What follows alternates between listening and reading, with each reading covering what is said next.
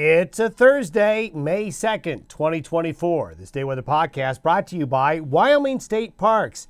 May is here, and now is the perfect time to start making plans for those summer adventures. What better place to spend time outdoors than a Wyoming State Park or historic site? Visit wyoparks.org for more information. Well, the headline, I think, sums it up. Your patience will be tested. It usually is this time of year. Everyone wants the warm weather. Everybody wants settled weather. They want to get on with things. But the next 7 to 10 days, boy, we're going to have a little bit of everything. And this is what I have found at this time of year makes people very cranky. So I'm warning you, this podcast today is going to make a lot of you cranky.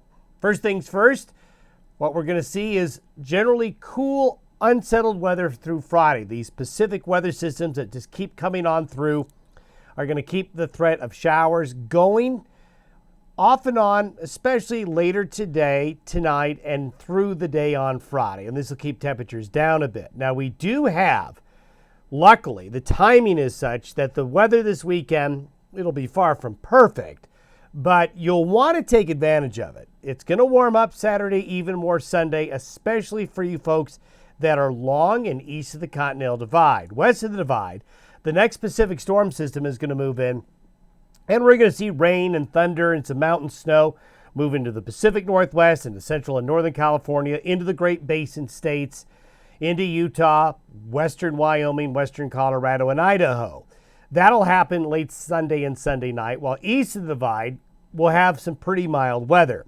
However, we're still expecting this Pacific storm to jump the divide, wind up, intensify, and become a strong storm over somewhere around northeastern Wyoming, western South Dakota, Sunday night into Monday. That's going to bring rain and snow to Montana, northern Wyoming, the Dakotas, and I'm afraid to say, I hate to say this, this is where the cranky part comes in. We're going to likely have a prolonged wind event on the southern end of the storm. So when lows go to your north, you get the wind.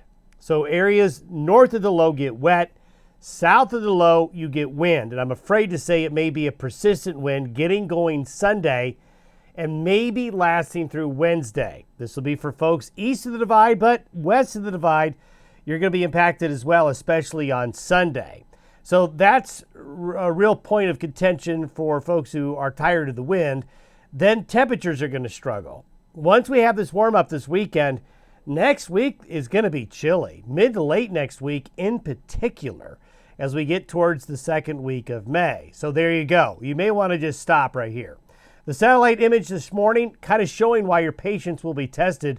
Look how they're lined up. There's a system that went through yesterday. There's the next low back up here, another little low back up here. Then look at these systems. They're just lined up across the North Pacific, all queued up to come our way. And as we take a look at where we are today at the 500 millibar chart, we see that low. That's in the south central areas of Canada. This little piece of energy right here is what comes through tonight and into Friday, triggering the showers. And then this is going to be the next weather maker queued up to come in later in the weekend. So this keeps us cool, keeps us unsettled. This is where the showers will be. Most of these come in late today, tonight, and through the day tomorrow. Again, nobody gets a lot. The heavier moisture's out east, but there's going to be more of this off and on rain and snow shower pattern coming on through. And you can see not a lot of snow, but some of those showers will be in the form of snow. Now let's take a look at temperatures. These are the forecasted high temperatures for tomorrow. So these are the highs. So you can see how cool it will be from the Dakotas through Montana, Wyoming, into northwest Colorado. The northern part of Utah going to be cool back into Idaho. Temperatures are just going to be cool, with the warmth staying further south. So this is for tomorrow's highs. Saturday's highs, you start to see some yellow here, warming up along and east of the divide. And then look at Sunday. What you want to notice when we go to Sunday is how warm it is here and how cool it is here. So as we get to Sunday, which I'll show you here in a minute, we've got this big low coming in. It's going to go into southeastern Oregon, northern Nevada, and come on in and want to kind of maintain its integrity as it jumps the divide. So there are your temperatures Sunday. So ahead of this low, southwest winds bring in desert air. Remember, you always want to look at your source region of air. Where's the air coming from? So Saturday into Sunday, it goes from a Pacific air mass to a desert air mass, very briefly, but nonetheless, look at those temperatures on Sunday.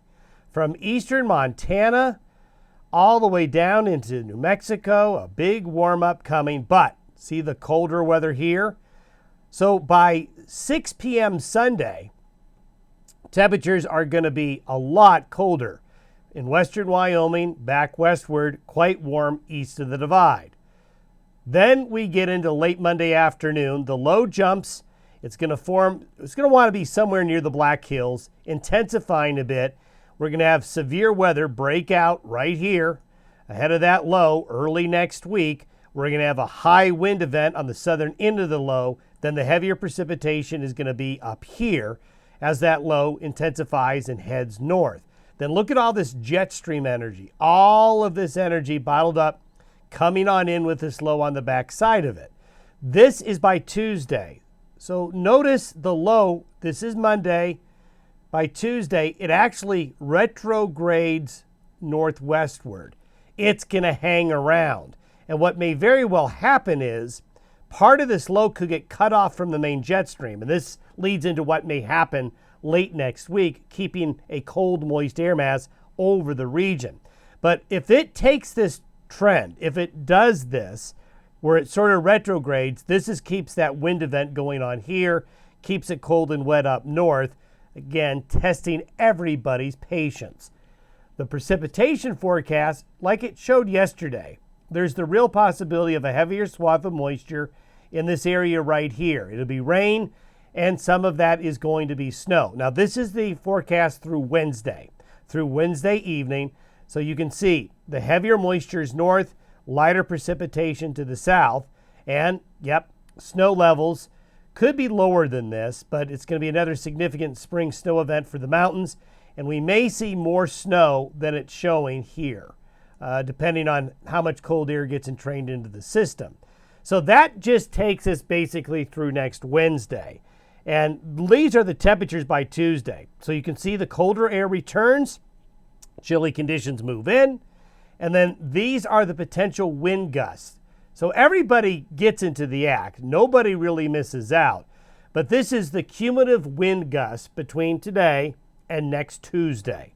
So you can see very strong winds along the wind corridor in south central Wyoming, along I-80, all along I-80, I-25 corridor. But look, it's also going to be very windy up here as the storm matures and moves out. Windy across northern and northeastern New Mexico, very windy across the Four Corners region. This is just a situation where there's going to be a lot of weather as this low comes in, curves up, and intensifies up here. So the writing's on the wall of not very nice weather from late this weekend through, I'm just going to write off all of next week because of this. It's likely that that low is going to break off, and this is the time of year this happens. You'll end up with the trough that will kind of meander and may linger. We're not 100% sure of this solution, so we'll see what happens here. We'll put a question mark on it, but if it does get cut off late next week and into Mother's Day weekend, that's going to keep the weather pattern cool, active, and likely moist. We'll just have to see if this develops. So not the best looking forecast over the next 7 days. As we can see, these are the temperature anomalies possible by next Friday, May 10th. Again, this all depends on whether or not that low cuts off, but if it does, the cold air just lingers, keeping our temperatures far below average deep into the 10th, 11th, 12th of the month of May. Not what you wanted to hear. Sorry about that. We'll see you tomorrow, and we'll have an update on what that storm is going to do late this weekend and early next week.